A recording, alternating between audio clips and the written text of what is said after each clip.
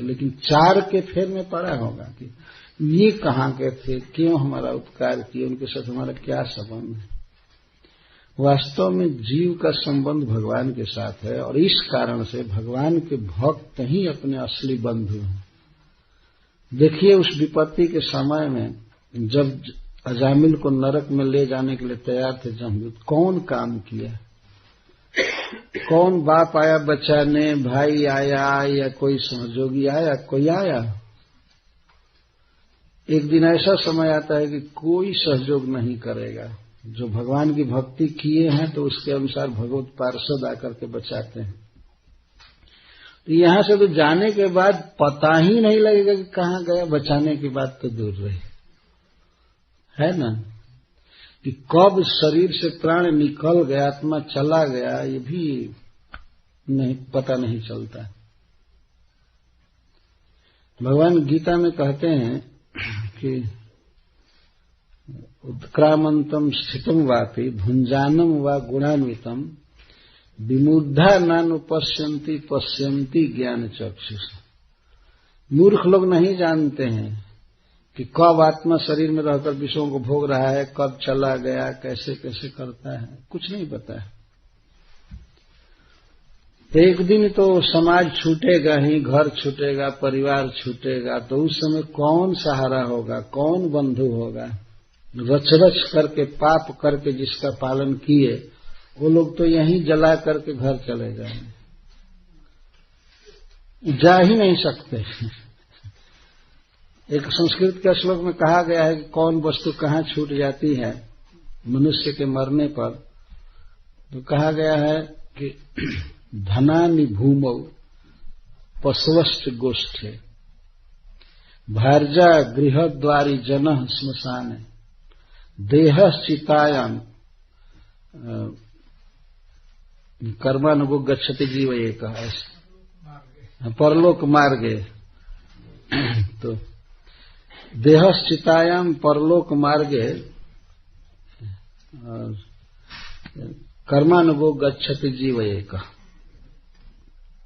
जीव अकेले जाता है, बीच में इतना सब इकट्ठा किया है, ये वो सब बंद लेके जाएगा अकेले। तो जो वस्तुएं उसके साथ संबंधित थी, सरकार ने भी रजिस्ट्रेशन किया था, इसका ये है, इसका ये है, इसका ये है, समाज सब छूट जाएगा। तो धनानि भूमौ, जितने धन हैं वो सब भूमि में रह जाएंगे। पहले लोग सोना चांदी को गाड़ करके रखते थे और कभी कभी बता नहीं पाते थे अपने पुत्र को, तो गड़ा का गड़ा ही रह जाता था। तो धनानि भूमौ, भूमि में ही धन छूट जाता। और अब तो धनानि बैंकेषु, तो बैंक में धन पड़ा रह जाएगा। और पशुवष्ट गोष्ठे, और पशु हाथी घोड़ा ये सब गोष्ठ में छूट जाएंगे।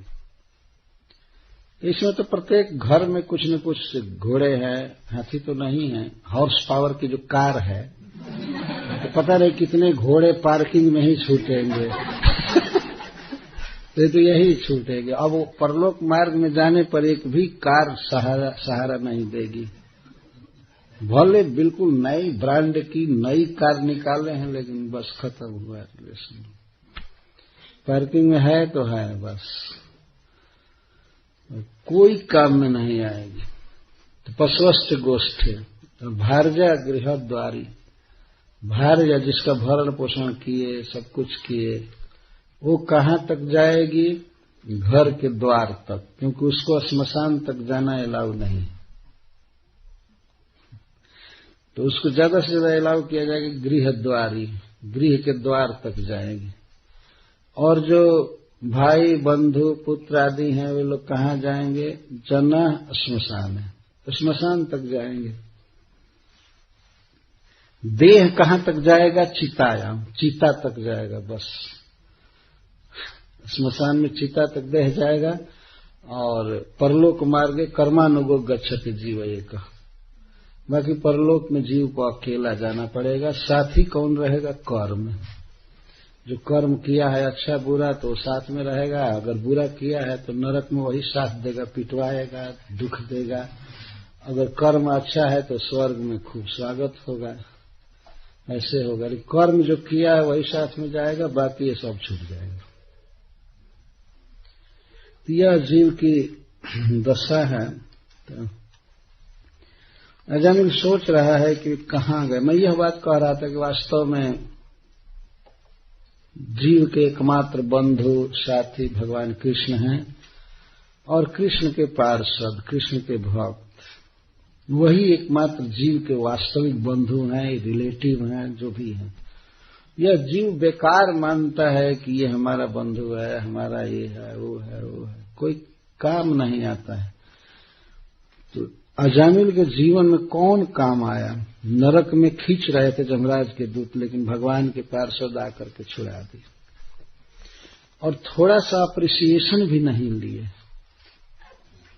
हम अप्रिसिएशन भी नहीं लिए कि हाँ मैंने अच्छा काम किया, हम लोगों ने अच्छा काम किया, ये किया, वो किया, याद रखना, भूलना मत जल्दी, ये भी नहीं किए।